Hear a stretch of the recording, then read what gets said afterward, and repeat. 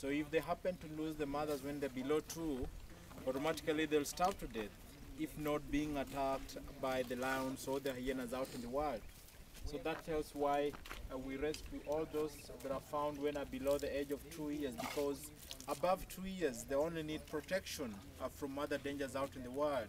As long as they are healthy enough, they can survive. So poaching is the major reason to why most of them are orphans. A human-wildlife conflict is another reason, and also a reason that is rising up very fast.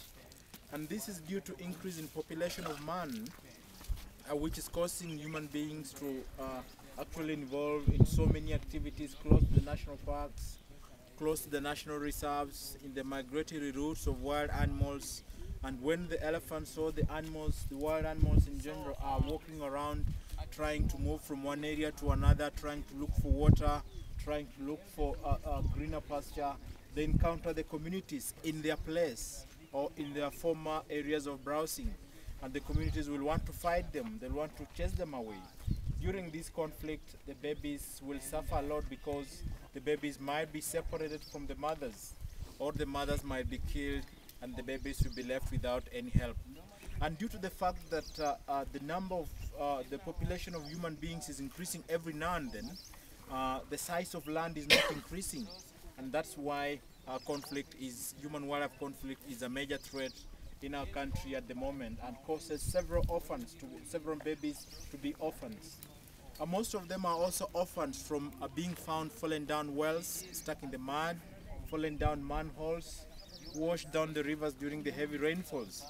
And since this happens to them when they are still very tiny, when they're still very young, when they still need the mothers, and the mothers maybe fail to rescue them from such like situations.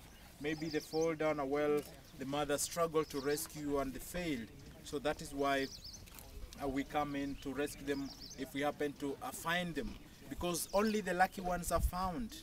But many of them who die out there without being discovered, and there's nothing we can do about it because nobody has discovered them.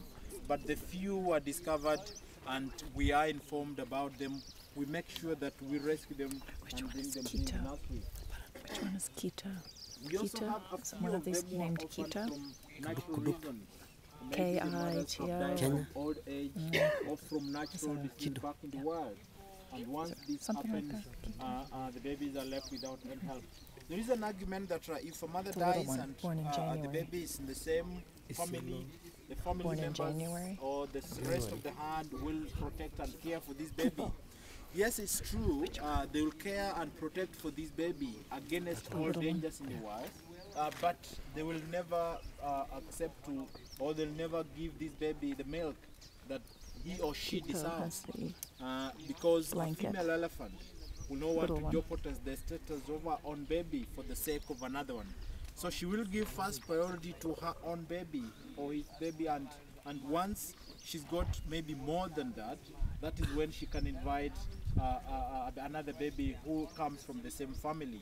And that is one of the reasons to why one of our orphans, the youngest we have in the nursery, who happens to be the smallest right in the middle, called Olkeju, became an orphan because the mother died of a cyst, and the mother was with the rest of the herd when she died.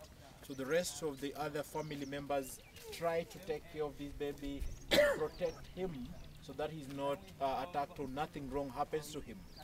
But they could not breastfeed him, and he started to grow thin and weak.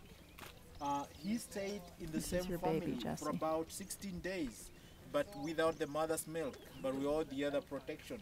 And you can tell, there he is, the smallest you got. You can look at the sunken cheeks.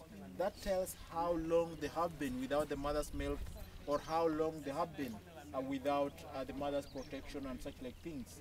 So he was in the herd, and the herd could protect him not to be attacked, but could not provide milk for him. And that's why we had to go and rescue him, otherwise he was on the line of actually dying. So these are the reasons that have caused these babies to be orphans. And once we are informed that there is a baby elephant somewhere all alone without the mother, we first of all signal out to all the rangers to find out where the mother is. And if a mother can be found, then the better. This baby excuse me, this baby will be reintroduced back to the mother, will be released to the mother. But in most cases, the mothers are not found, and that is why we are forced to go out and rescue them. Once we bring them in the nursery, we take care of them here in the nursery for a maximum of about 3 years. And after 3 years, we start to reintroduce them back into the wild. We necessarily don't take them where we found them, but we reintroduce them down to Tsavo East National Park.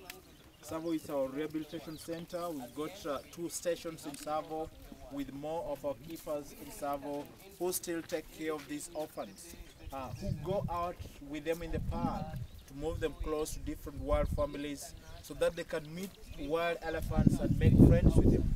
This is because naturally elephants will stay in a herd or in a family, and they will never accept strangers just anyhowly. They need more time with the strangers to learn why the strangers want to join them and how, so that they can invite them in their families. So it takes quite a long time while our orphans are being reintroduced to the different wild families before they're fully adapted. It takes a minimum of about 5 years, and sometimes it might go up to about 8 or 9 years before they're fully adapted. And by the time they are accepted, it's actually fully proved that this orphan has to be invited or has been accepted in that family, and the rest of the family members will protect and care for this orphan, if it's 1 or 2, because they go out or they are actually adapted depending on the different characters.